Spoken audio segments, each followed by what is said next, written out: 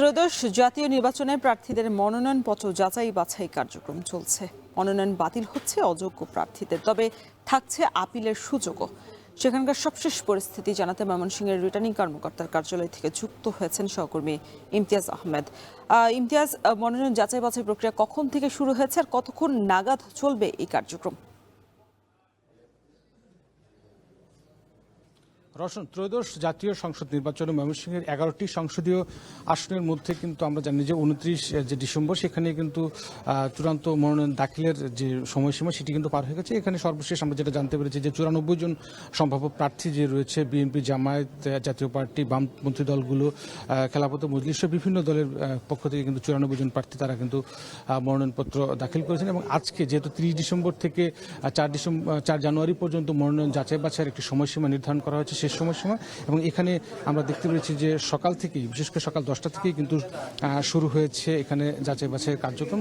এখন পর্যন্ত যেহেতু কার্যক্রম শুরু হয়নি, তারপরেও যারা প্রার্থী রয়েছেন, মূলত আজকে ময়মনসিংহের 3টি আসন, ময়মনসিংহ 1 ধোবাউড়া হালুয়াঘাট, ময়মনসিংহ 2 তারাকান্দা ফুলপুর এবং ময়মনসিংহ 3 যে গৌরীপুর আসন রয়েছে, সেই আসনের যারা সম্ভাব্য প্রার্থী রয়েছেন বিভিন্ন দলের, তারা কিন্তু এখানে রয়েছে। একটু যদি উল্লেখ করতে চাই, আমরা এখানে মূলত দেখতে পাচ্ছি যে ময়মনসিংহ হালুয়াঘাট ধোবাউড়ার আসনের মোট 9 জন প্রার্থী কিন্তু মনোনয়ন দাখিল করেছে। এবং সেখানে কিন্তু বিএনপির একজন হেভিওয়েট প্রার্থী রয়েছেন, সৈয়দ এমরান সালেহ প্রিন্স রয়েছেন। সেই সাথে তিনি ছাড়াও জামায়াতে ইসলামের রয়েছেন মোহাম্মদ মাহফুজুর রহমান মুক্তা এবং বাংলাদেশ খেলাফত মজলিসের মোহাম্মদ তাজুল ইসলাম সহ বিভিন্ন যে রাজনৈতিক দলের নেতাকর্মীরা রয়েছেন, তারা কিন্তু এখানে উপস্থিত রয়েছেন। এবং যে বিষয়টি এখানে আসার পর আমরা দেখতে পেরেছি, জেলা রিটার্নিং কর্মকর্তা থেকে শুরু করে উপজেলা নির্বাহী কর্মকর্তা যারা রয়েছেন, তারা সকলেই কিন্তু এসে উপস্থিত হয়েছেন। কিছুক্ষণের মধ্যেই কিন্তু এই যাচাই বাছাই কার্যক্রম শুরু হবে। এবং যেখানে যাচাই বাছাইয়ের সময় প্রার্থী, তার প্রস্তাবক, সমর্থক এবং প্রার্থী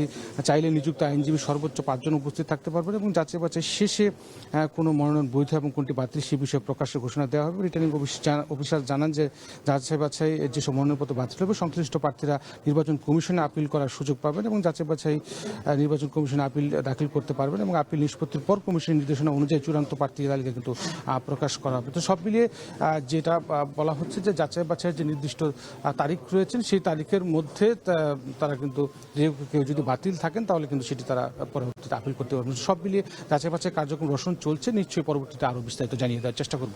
রওশন। মনোনয়ন যাচাই বাছাই প্রক্রিয়া কার্যক্রমের সবশেষ খবর জানাতে ময়মনসিংহ থেকে যুক্ত ছিলেন ইমতিয়াজ আহমেদ।